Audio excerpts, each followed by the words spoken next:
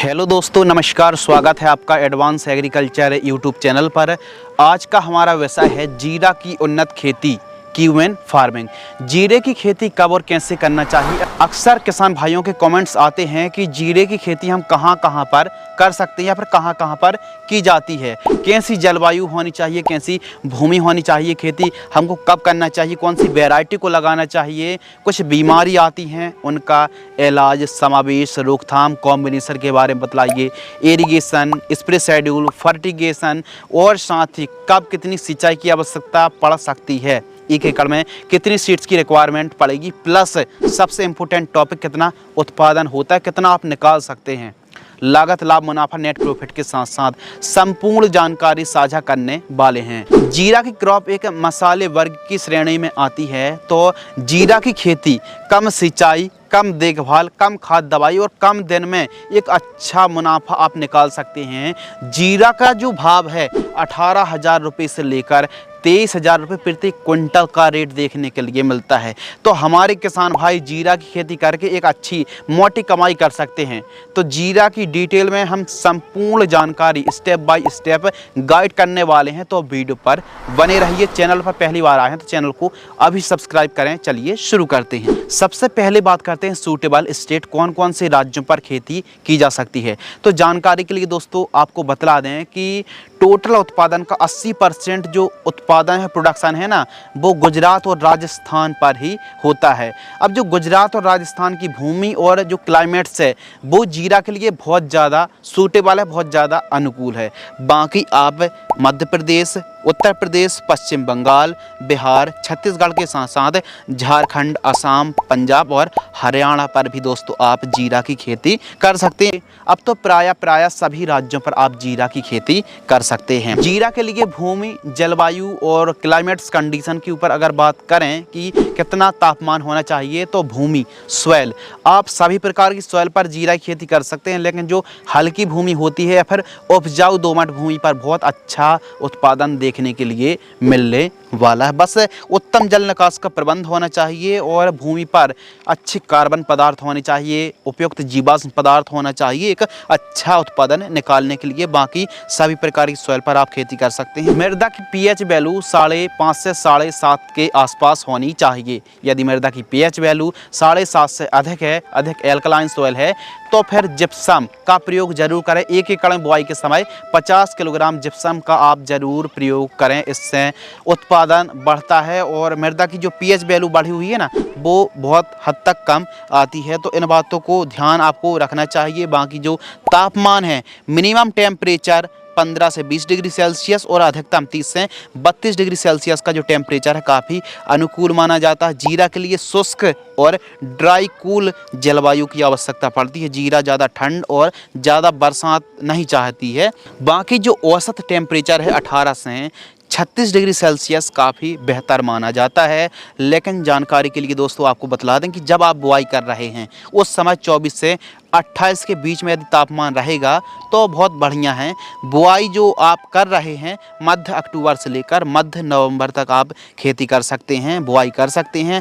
लेकिन इसकी सही जो बुआई की सही टाइमिंग है 1 नवंबर से लेकर 25 नवंबर के बीच में आपको सोइंग करनी चाहिए। अंगेती यदि आप जीरा की खेती कर रहे हैं तो मध्य अक्टूबर में आप बुआई कर सकते हैं। समतल उपजाऊ भूमि का ही आपको चुनाव और सिलेक्शन करना चाहिए। मिट्टी जितनी ज़्यादा भुरभुरी होगी, इसीलिए कल्टीवेटर और रोटावेटर से मिट्टी को ठीक तरीके से आपको भुरभुरी कराना चाहिए। मिट्टी जितनी ज़्यादा भुरभुरी होगी, बारीक होगी, उतना ही अच्छा आपको अंकुरण और जर्मिनेशन देखने के लिए मिलने वाला है। उन्नतशील किस्मों के ऊपर दोस्तों बात करते हैं, तो जब भी आप जीरा की खेती कर रहे हैं तो देखिए हर एक जो वैरायटी है ना, वो अलग अलग जलवायु, मौसम और स्टेट के हिसाब से ही विकसित या फिर तैयार की जाती है। तो जो आपके एरिया में बेस्ट वैरायटी हुआ, फ्री में जानकारी के लिए जो नज़दीकी कृषि विश्वविद्यालय है वहाँ से भी आप संपर्क करके फ्री में जानकारी ले सकते हैं और साथ ही वैरायटी के बारे में ज़्यादा जान सकते हैं कि अपनी एरिया के हिसाब से कौन बेस्ट वैरायटी है। बाकी कोई भी आप नई वैरायटी का चुनाव कर रहे हैं, सिलेक्शन कर रहे हैं या फिर जीरा खेती में नए हैं, तो इसके लिए जानकारी के लिए बतला दें कि ज़्यादा आपको घाटा ना हो एकदम मुनाफा हो, तो इसके लिए जीरा की खेती बड़े रकबा में करने से पहले 1 बीघे पर, 2 बीघे पर, आधा एकड़ पर ट्रायल के रूप में जीरा की खेती करके देखिए कैसा उत्पादन हुआ। मार्केटिंग करने में कोई दिक्कत तो नहीं गई। यदि कोई बीमारी आती है तो उनका इलाज करके यदि आप जीरा की खेती करेंगे, रकबा को बढ़ाएंगे, तो फिर आपको फ़ायदा बहुत अच्छा होने वाला है। तो इसलिए डेमो ट्रायल के रूप में थोड़ी बहुत जगह पर आप जीरा की खेती करके देखिए दोस्तों। इसके अलावा बात करते हैं उन्नतशील किस्में। एक अच्छा उत्पादन देने वाली किस्मों के ऊपर बात करें तो जो विकसित किस्में हैं, एक अच्छा उत्पादन, एक अच्छा प्रोडक्शन इन किस्मों से आप निकाल सकते हैं। इन किस्मों में ग्रीननेस ज़्यादा रहती है, एकदम पौधा हरा भरा रहता है, ज़्यादा फटाव आते हैं, ज़्यादा से ज़्यादा फल और फूलों की संख्या सेट होती है और रोग बीमारी थोड़ा सा कम देखने के लिए मिलती हैं। तो इन किस्मों में से प्रमुख जो किस्में हैं, अवनी की 121 और 111 दोनों बेस्ट हैं, लेकिन जो 121 जो वैरायटी है वो 111 से बेस्ट है। दिनकर सीड्स की पोखराज जो वैरायटी आती है, अब जो पुराने किसान हैं उनको बहुत अच्छे से पता है कि दिनकर सीड्स की जो पोखराज वैरायटी आती है इसका उत्पादन अव्वल नंबर का है, तो इसका भी आप चुनाव कर सकते हैं। इसके अलावा GS4 को लगा सकते हैं, गुजरात के लिए है। इसके अलावा पश्चिम बंगाल के लिए जो वैरायटी है ना, वेस्टर्न C45 और C60 दोनों वैरायटी अच्छी है। 45 भी अच्छी है और 60 भी वैरायटी अच्छी है, लेकिन 45 का उत्पादन थोड़ा सा अच्छा देखने के लिए मिला है। इसके अलावा बात करते हैं RZ19, RZ209 और RZ1 को आप लगा सकते हैं। यह राजस्थान पर काफ़ी ज़्यादा लगाई जाती हैं। इसके अलावा GC1, 2, 3 यह तीनों किस्में अच्छी हैं। तो अवनी की 121 वैरायटी हो, दिनकर की पोखराज हो या फिर वेस्टर्न की C45 वैरायटी हो, इनका उत्पादन ना बहुत अच्छा देखने के लिए हमको मिलता है। फुटाव, कम रोग बीमारी का प्रकोप और ज़्यादा से ज़्यादा प्रोडक्शन वैल्यू इन्हीं किस्मों में। दानों का अच्छा भराव और दाना वजनदार चमकदार होता है, तो इन किस्मों का आप चुनाव कर सकते हैं। इसके अलावा दोस्तों बात करते हैं प्रति एकड़ सीड से। 1 एकड़ में आप जीरा की खेती कर रहे हैं तो मशीनरी से यदि आप बुआई कर रहे हैं तो 2.5 किलोग्राम से लेकर अधिकतम 3 किलोग्राम सीड्स की रिक्वायरमेंट पड़ेगी। यदि आप ब्रॉडकास्ट यानी छिटका विधि को आप अपनाकर खेती करते हैं तो लगभग 4 से 5 किलोग्राम सीड्स की रिक्वायरमेंट पड़ने वाली है। बीज उपचार के ऊपर दोस्तों बात करते हैं, सीड्स ट्रीटमेंट। तो जो बीज उपचार है, बीज उपचार करने से फ़ायदा होता है। अब हर वीडियो पर बीज उपचार बोलते रहते हैं। यदि आप भी प्रैक्टिकली अनुभव चाहते हैं ना, तो एक खेत पर बिना उपचारित बीज को बुआई करें और एक खेत पर उपचारित बीज को बुआई करें, आपको साफ साफ फर्क नज़र आएगा।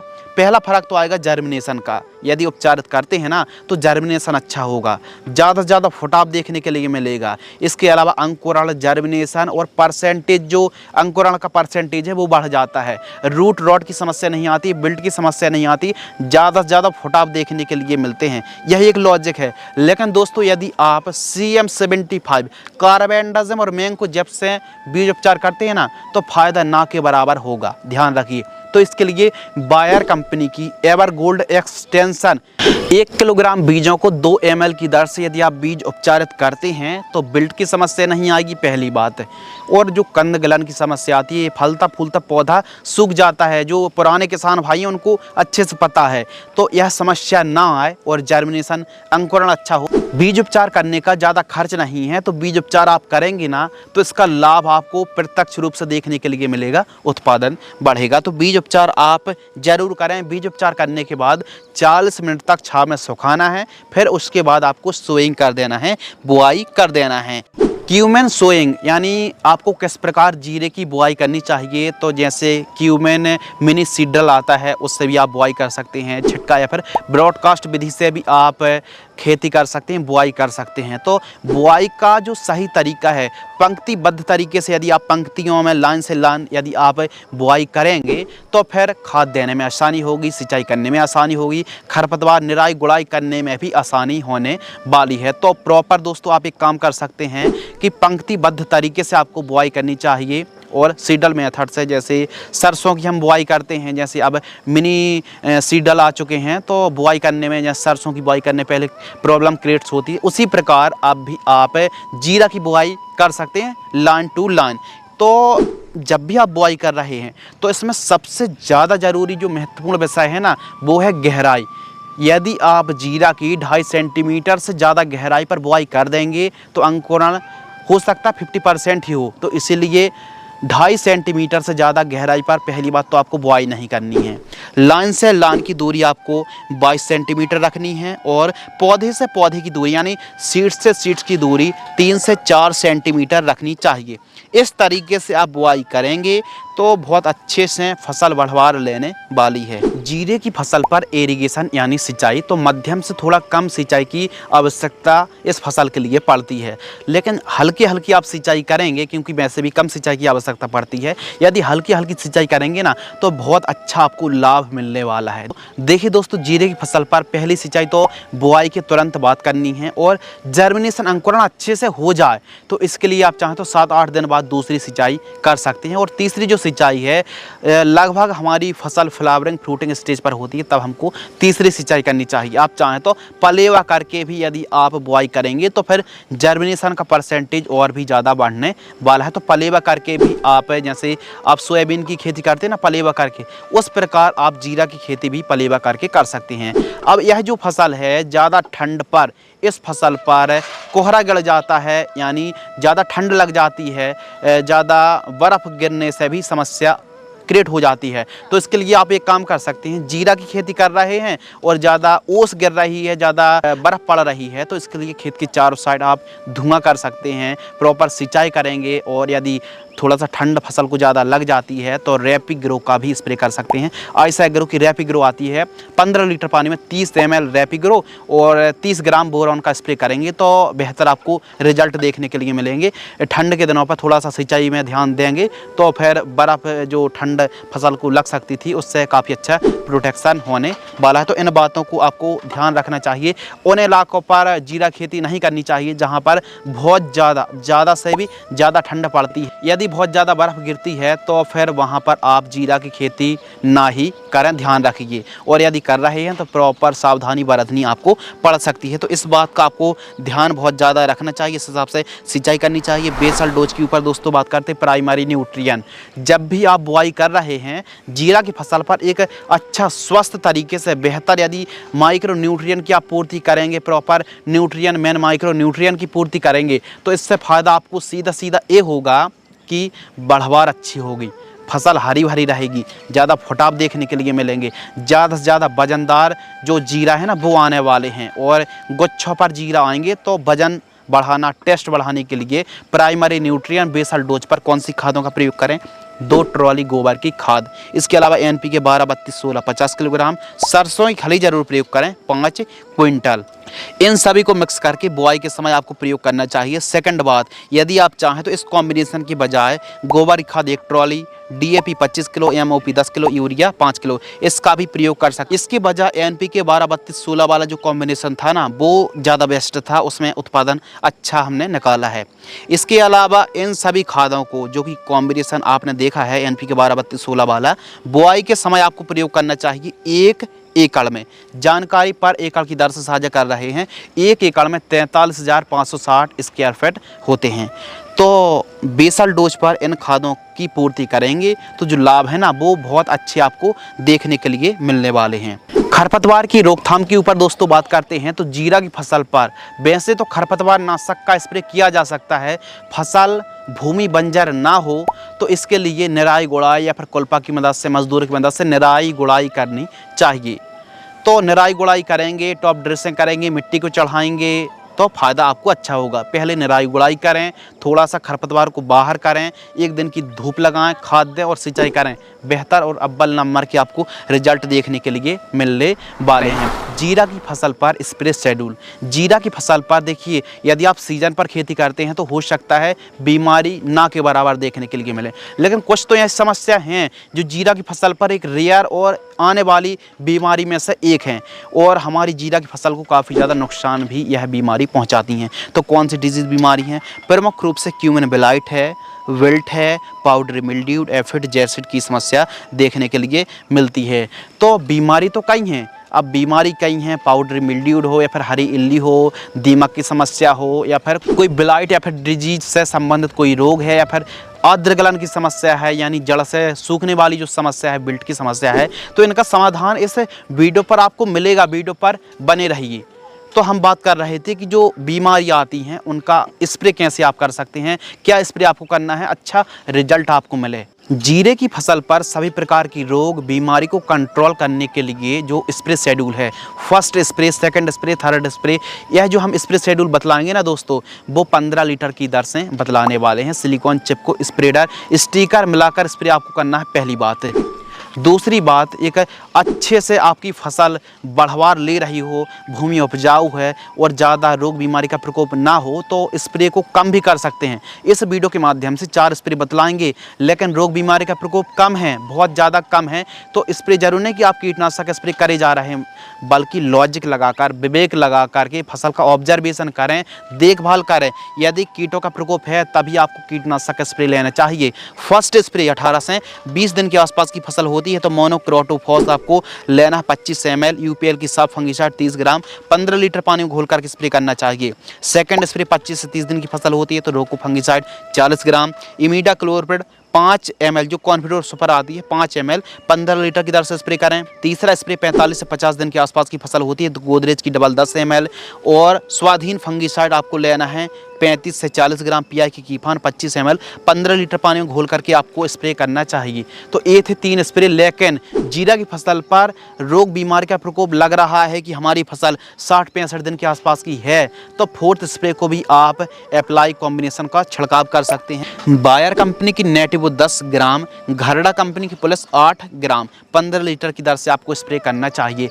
देखिए दोस्तों, इस वीडियो के माध्यम से भले हमने 4 स्प्रे के बारे में बतलाया हो, लेकिन आपको बतला दें कि रोग बीमारी का प्रकोप कम है तो 2 स्प्रे पर भी आप जीरा की फसल से सक्सेसफुल उत्पादन निकाल सकते हैं। तो लॉजिक, विवेक, फसल का ऑब्जर्वेशन करते हुए ही स्प्रे आपको लेना चाहिए। यदि लग रहा है कीट कंट्रोल नहीं हो रहे हैं तो ऑप्शन आपके साथ हैं, आपके पास हैं, आप 4 स्प्रे को भी फॉलो कर सकते हैं आवश्यकता अनुसार देखभाल करते हुए। तो इस हिसाब से स्प्रे शेड्यूल चलाना चाहिए। बीच बीच में चाहें तो स्टिकी ट्रैप भी आप लगा सकते हैं, नीला पीला स्टिकी ट्रैप लगाना चाहिए। देखिए दोस्तों, हमने बात करी थी कि फलता फूलता पौधा सूख जाता है, बिल्ट की समस्या आती है और जो बैक्टीरिया होते हैं तो उनको कंट्रोल करने के लिए आप ट्राइकोडर्मा, सीधी सी बात, 200 लीटर पानी लीजिए, 3 किलोग्राम गन्ने का गुड़ यानी जैगरी 3 किलोग्राम लेना है, और ट्राइकोडर्मा चाहे लिक्विड वाला हो या फिर पाउडर फॉर्म वाला हो, इसको आपको लेना है। ट्राइकोडर्मा को 500 ग्राम 200 लीटर पानी में घोल लेना है, 6-7 दिन के लिए रख लीजिए। उसके बाद सिंचाई के साथ 200 लीटर घोल को 1 एकड़ में प्रयोग कर लीजिए। इससे फ़ायदा ये होगा कि सूखने की समस्या ना के बराबर, बढ़वार बहुत अच्छी, फसल की स्वस्थ बढ़वार के साथ साथ जड़ों का अच्छा विकास होगा। तो ट्राइकोडर्मा को गन्ने के गुड़ के साथ मिक्स करके 6-7 दिन के लिए रखिए और सिंचाई के साथ प्रयोग करिए। कब? फसल में 2 बार, पहला 30 से 40 दिन की फसल होती है, सेकंड 60 से 65 दिन की फसल होती है। तो ट्राइकोडर्मा प्रयोग करने से फ़ायदा आपका ही होने वाला है। इसके अलावा बात करते हैं खाद का शेड्यूल। तो देखिए, जीरा की फसल पर केवल एक खाद देने की आवश्यकता है। जीरा एक मसाले वर्गीय फसल है और इस पर सल्फर की भी आवश्यकता होती है। तो देखिए, यदि आप पहली खाद पर सल्फर की पूर्ति करेंगे ना तो बहुत अच्छे लाभ मिलेंगे। तो फर्स्ट जो कॉम्बिनेशन, और केवल जीरा की फसल पर एक कॉम्बिनेशन की आवश्यकता, जब हमारी जीरा की फसल बुआई से 30 से 35 दिन की फसल होती है तो यूरिया लेना है 15 किलोग्राम, सल्फर 90% WDG फॉर्म वाली आती है उसको लेना है 3 किलोग्राम। इन दोनों को मिक्स करना है। और खाद देने का तरीका जो है ना कि पहले निराई गुड़ाई करें, 1 दिन की तेज़ धूप लगाएं, फिर खाद दीजिए और सिंचाई करिए, बहुत अच्छे लाभ मिलेंगे। और हाँ, यदि आप सिंचाई कर रहे हैं ना, यदि आप फ्लैट एरीगेशन से सिंचाई करेंगे तो उसका फ़ायदा बहुत अच्छा आपको मिलने वाला है, बहुत अच्छे से फसल बढ़वार लेने वाली है। स्प्रिंकलर से सिंचाई ना ही करें तो ज़्यादा बेस्ट है, फ्लैट एरीगेशन सर्वश्रेष्ठ है। तो एक खाद देने की केवल आपको जीरा की फसल पर आवश्यकता है। अब बात करते हैं लाइफ साइकिल। यदि आप जीरा की खेती करते हैं तो लगभग 3-3.5 महीने के आसपास का समय लगता है। 100 से 120 दिन का अधिकतम समय लग सकता है, यानी 4 महीने पूरी फसल तैयार हो जाती है, ठीक तरीके से तैयार हो जाती है। बात करते हैं दोस्तों उत्पादन, तो 4 क्विंटल से लेकर 6 क्विंटल तक आप उत्पादन निकाल सकते हैं। अब हल्की भूमि है, कम उपजाऊ भूमि है तो आप 4 क्विंटल उत्पादन निकाल पाएंगे, इससे भी बढ़ सकता है। लेकिन उपजाऊ भूमि है, थोड़ा सा अच्छी केयर करेंगे, देखभाल करेंगे, इरिगेशन फर्टिगेशन केयर करेंगे, देखभाल करेंगे तो 1 एकड़ से 6 से 7 क्विंटल आप उत्पादन निकाल सकते हैं 1 एकड़ जीरा की फसल से। अब जो उत्पादन है ना दोस्तों, वो काफ़ी ज़्यादा भूमि पर, वैरायटी पर, देखभाल पर, फर्टिगेशन पर ही निर्भर रहता है, तो उत्पादन कम ज़्यादा हो सकता है, नो डाउट्स। बाजार भाव मार्केटिंग रेट के ऊपर दोस्तों बात करते हैं तो जीरा की यदि आप खेती करते हैं तो आपको रेट जो मिलेगा 18,000 रुपये प्रति क्विंटल से लेकर 23,000 रुपये प्रति क्विंटल तक का रेट देखने के लिए मिल सकता है। लागत के ऊपर बात करें तो जीरा की आप खेती कर रहे हैं तो 12,000 रुपये से लेकर 15,000 रुपये लागत लगने वाली है 1 एकड़ पर। मुनाफा के ऊपर दोस्तों बात करते हैं तो यदि आप जीरा की खेती 1 एकड़ में करते हैं तो सभी लागत को काटकर आप 1,20,000 रुपये से लेकर 1,30,000 रुपये के आसपास कमाई कर सकते हैं। अब जीरा की आप खेती कर रहे हैं तो देखिए बाजार भाव अच्छे रहेंगे, बाजार भाव के साथ साथ यदि उत्पादन अच्छा होता है तो आमदनी भी जाहिर सी बात है बहुत अच्छी होने वाली है। तो हमारे किसान भाई यदि जीरा की खेती करते हैं तो कम लागत वाली यह फसल है, कम सिंचाई की आवश्यकता पड़ेगी, प्लस कम देखभाल और कम दिनों पर एक अच्छी कमाई, एक अच्छी मोटी कमाई आप जीरा की फसल से कर सकते हैं। आज की इस वीडियो के माध्यम से दोस्तों हमने संपूर्ण जानकारी साझा की कैसे आप जीरा की सफल खेती कर सकते हैं। यदि दोस्तों आपके आसपास में जीरा की जो वैरायटी है वो उपलब्ध नहीं है या फिर जो कोई खाद दवाई हैं जो उपलब्ध नहीं हैं तो हम अमेज़ॉन की लिंक डिस्क्रिप्शन में दे देंगे, तो आप वहां से कीमत या फिर ख़रीद भी सकते, बाय कर सकते हैं।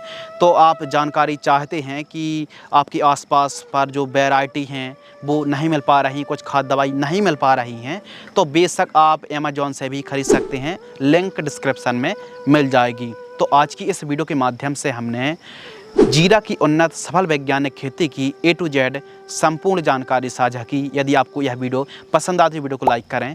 धन्यवाद।